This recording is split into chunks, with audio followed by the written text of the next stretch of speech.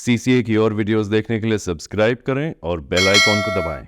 योगी सरकार का जो बुलडोज़र है वो केवल जो है मुस्लिमों पर चलता है, वो दलितों पर चलता है। पर दलितों की जब बहन बेटियों के साथ में बलात्कार होता है, इस निंदनीय घटना, इस प्रकार की घटना होती है, तो योगी जी के बुलडोज़र में तेल खत्म हो जाता है, उसमें जंग लग जाता है। जातिवाद चरम सीमा पर है और इसको मोम लिंचिंग जैसे मामलों से भी जोड़ा जा सकता है, क्योंकि यहाँ पे जाति देख करके हमारे साथ में शोषण उत्पीड़न किया जा रहा है। ये जरूरी नहीं कि मैं कश्यप हूँ या ये भाई हरिजन है, हम सब जो है दलित पिछड़े हैं और हमारा शोषण जो है बराबर यहाँ पे किया जा रहा है। क्या हम लोग अपने घर में भी नहीं जा सकते? क्या हम अपनी माँ से नहीं मिल सकते? क्या पीड़ित परिवार से नहीं मिल सकते? जो ये सरकार कहती है मौजूदा कि बेटी बचाओ बेटी पढ़ाओ, अभी आप देख लो बेटियों के साथ में क्या हो रहा है। लड़की हमारी 3 दिन से जो है उसका अपहरण कर लिया गया, अभी तक उसका कोई सुराग नहीं मिल पाया। तो ऐसी सरकार से ऐसे मुख्यमंत्री को पद से इस्तीफा दे देना चाहिए, और अगर नहीं दे पा रहे तो हम चूड़ियाँ लेके पहुंचेंगे उनके यहाँ पे भी। ऐसी बात नहीं है, अगर न्याय हमें नहीं मिला तो यहाँ से लेकर पूरे उत्तर प्रदेश का कोना कोना जाम करने का काम हम लोग करेंगे। इस चौराहे पर अत्याचार करो, अगले चौराहे पर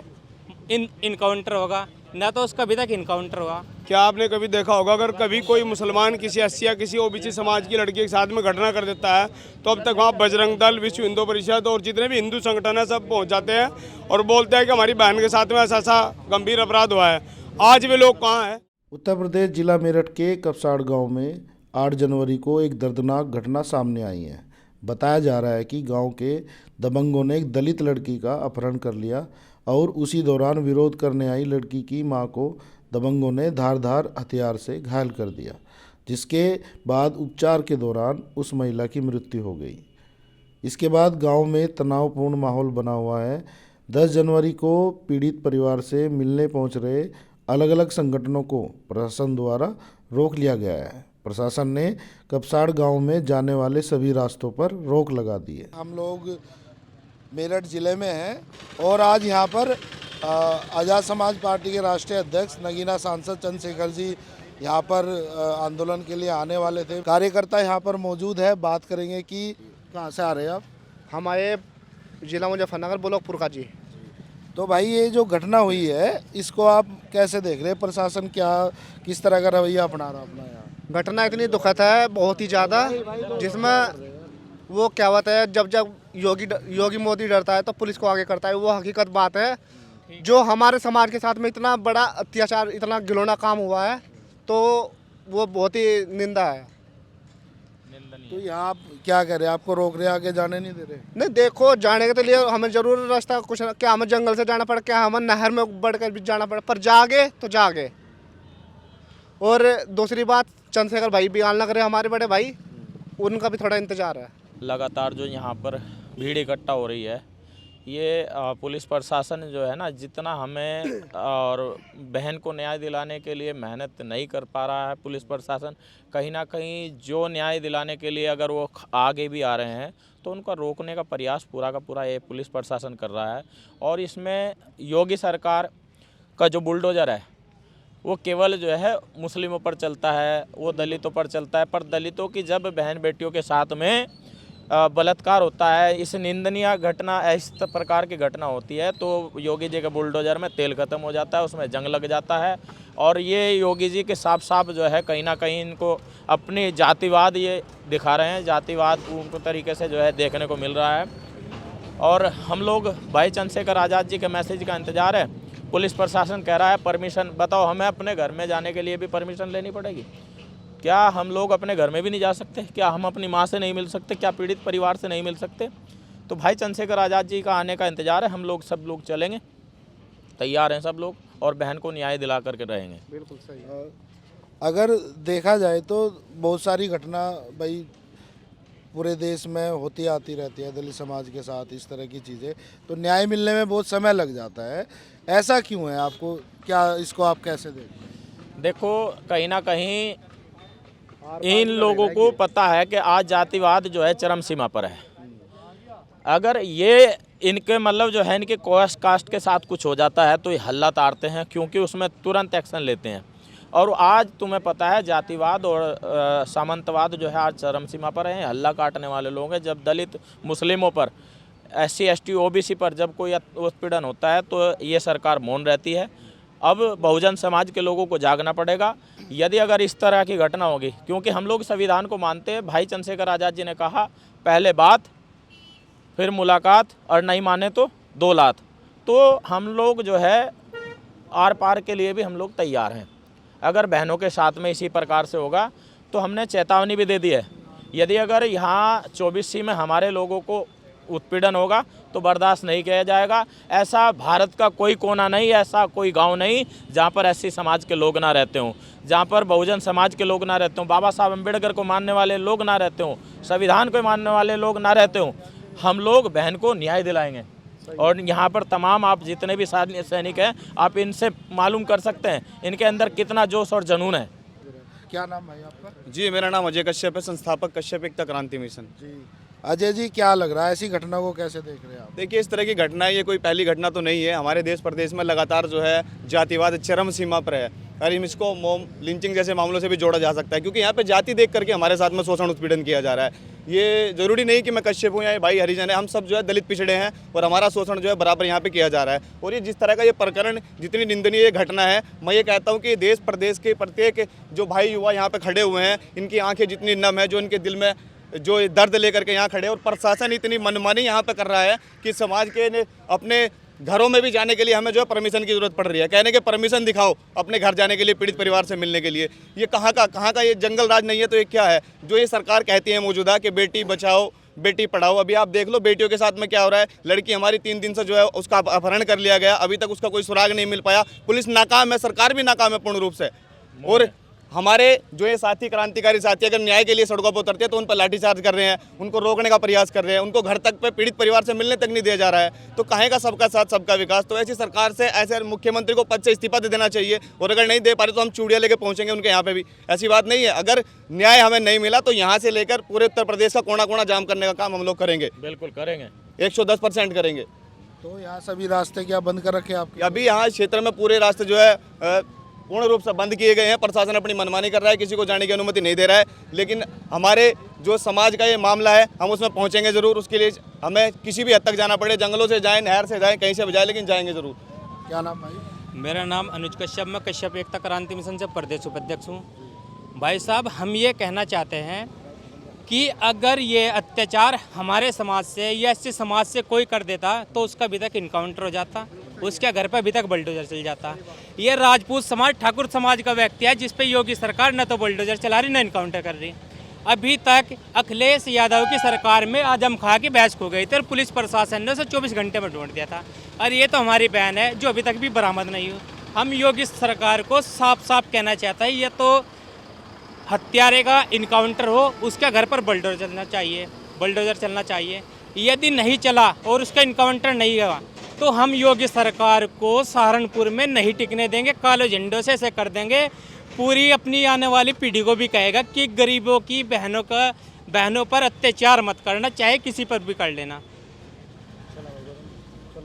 और ये योगी सरकार सुन ले, या तो उसका इनकाउंटर भी हो। योगी सरकार कहती है कि इस चौराहे पर अत्याचार करो, अगले चौराहे पर इनकाउंटर होगा।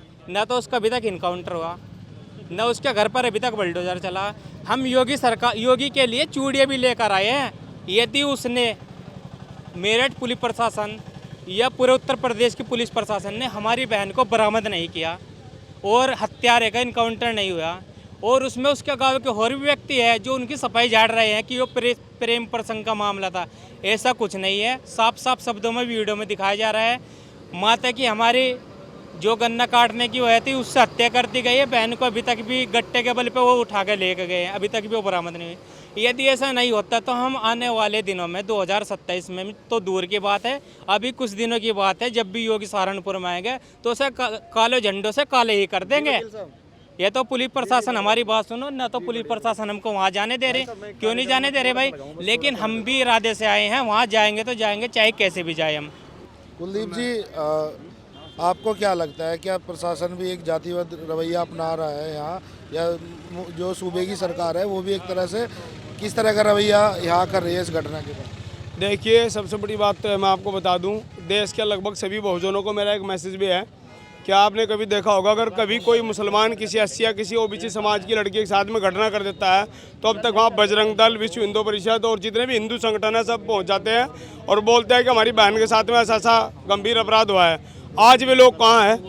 बजरंग दल के, विश्व हिंदू परिषद के, शिवसेना के, करणी सेना के, वे सारे लोग कहाँ हैं? आज उनकी वो बहन नहीं है। वोट के लिए वे उसको बहन बताते हैं, उसके बाद चुनावी बहन बताते हैं, उसके बाद तो कुछ नहीं है। रही बात सरकार की, सरकार कंप्लीट जातिवादी है, ठाकुरवाद चल रहा है उत्तर प्रदेश में। इस सरकार का पतन नज़दीक है। इस सभी के साथ में जो शोषण हो रहा है SC ST OBC के साथ में, वहाँ जातिगत स्थिति चल रही है। अगर जातिगत स्थिति ना हो तो इतना समय होने के बाद जब तक लड़की बरामद नहीं है, सरकार पूरा शासन प्रशासन के हाथ में है। हमारे हाथ में घंटा देकर दिखाया करना है, घंटे के अंदर बरामद कर ले। जिसकी भैंस खुल जाती है आजम खान की, वो भैंसों को बरामद कर देती है। प्रशासन जानबूझ के सारा काम कर रहा, प्रशासन रोकने का काम कर रहा, हम अंदर नहीं जाने दे रहा, लोगों को उनसे मिलने नहीं दे रहा। प्रशासन खुद जानबूझ के चाह रहा है घटना दबा दी जा। योगी सरकार चाहती है कि घटना दबा दी जा, इन लोगों का शोषण हो। लेकिन भीम आर्मी, आज़ाद समाज पार्टी और बहुजन जितने भी हमारे संगठनों में खुशी है, सारे आज एक साथ एक मंच पर बैठे हुए हैं। इसी तरह लोग रहे तो इनका ये शोषण 100% इन लोगों को बंद करना ही होगा। तो एक चीज़ और बताइए आप, जैसे दलित समाज के साथ बहुत सारी घटनाएं होती है, बहुत सारी चीज़ होती है, क्या देश खड़ा हो पाता है आपके साथ? या जो लोग हिंदू राष्ट्र की बात करते हैं, क्या वो ये समाज जो घटना हुई है लड़की के साथ, क्या वो लड़की हिंदू नहीं है या उस हिंदू राष्ट्र में वो जगह नहीं बनाते आप लोग? बिल्कुल भाई, बहुत बढ़िया सवाल आपका। ये सभी मेरे देश के बहुजन समाज के लोगों को समझना चाहिए कि हम लोग चुनावी हिंदू है, सलग हम हिंदू नहीं है। अगर हम हिंदू हैं तो आज से भी हिंदू संगठनों को हमारे पक्ष में खड़ा हो जाना चाहिए। ये हिंदू राष्ट्र बना रहे, हिंदू राष्ट्र बनाने के बाद में सबसे बड़ा नुकसान ये होगा कि जो SC ST OBC और माइनॉरिटी समाज के लोग हैं उनका शोषण करा जाएगा। जो मनुस्मृति में लिखा हुआ है उसमें क्या रखा सीधा सीधा कि जो कुछ है सब अपर कास्ट है, सब ब्राह्मणों का है। इसमें सीधा सीधा बोल रखा और इससे अलग किसी का नहीं है। वहाँ ब्राह्मण बढ़िया, ठाकुरों इन्हीं का राज चलेगा और जो लोग हैं सब दबाए जाएंगे, ये गुलाम बनाए जाएंगे। यही हिंदू राष्ट्र। अगर लोगों को ऐसा हिंदू राष्ट्र चाहिए तो हमें नहीं चाहिए। हम उसके लिए लड़ाई लगातार लड़ेंगे, हिंदू राष्ट्र हो नहीं देने की कीमत पर। अच्छा, आपको जहाँ ये घटना हुई है, अभी तो प्रशासन अंदर नहीं जाने दे रहा, वहाँ क्या स्थिति है? आपको पता चला हो वहाँ किसी जानकार से, वहाँ किस तरह की स्थिति है? मैं आपको बता दूं, शासन प्रशासन घबराया है। भीम आर्मी कोई कमजोर संगठन नहीं है, मजबूत संगठन है। उनके साथ में अनेकों संगठन जो बहुजनों के हैं, एक साथ मिलकर काम कर रहे हैं। उन्हें न्याय देना पड़ेगा, पर ये हमें पता है कि न्याय हमें छीन कर लेना पड़ता है, छीन कर लेंगे। वैसे अपनी मर्जी से देने की वहाँ की स्थिति ऐसी, उन पर लोगों पर दबाव बनाया जा रहा है कि वे लोग जो है किस तरह दबाए जा, समझौता करा जा, उन लोगों को दबा दे जा। ये सब अपनी अपनी रणनीति के तहत जो ठाकुरवाद यहाँ चल रहा है, वे सभी लोग वहाँ बैठे। संगीत सोम फिलहाल भी ऑन द अभी जो टाइम हम बोल रहे ना बैठ दे रहे, अभी भी संगीत सोम वही है। और नेताओं क्यों नहीं जाने दे रहे जी?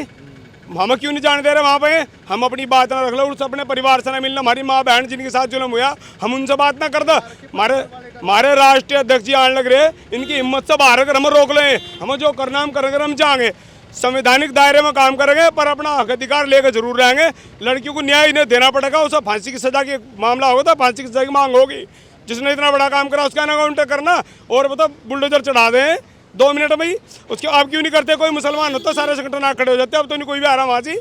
यह बात तो बहुजन समाज को समझनी चाहिए, है नहीं जी? उन्हें समझना चाहिए कि यही हिंदू राष्ट्र आने वाले टाइम में होगा कि लड़कियों को बलात्कार होंगे, उन्हें मारा जाएगा, उनके जो परिवार में जो बोलेंगे उनका एनकाउंटर होगा।